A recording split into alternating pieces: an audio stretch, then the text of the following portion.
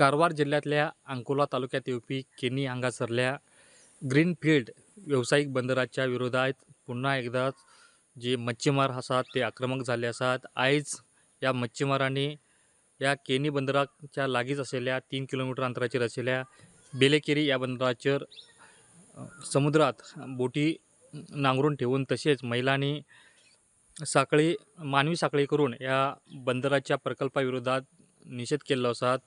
तसेच हे बंदराचे काम आसा ते काम बंद करचे, हो प्रकल्प आसा तो बंद करचो अशी मागणी तेंच्यांनी केली आसात।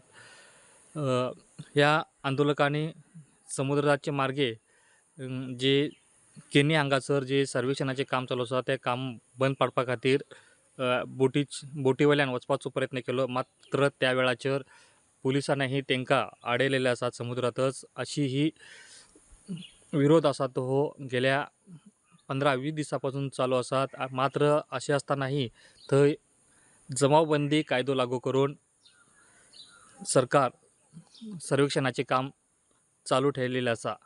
प्रोडंडा खातीर प्रमोद फोंडे।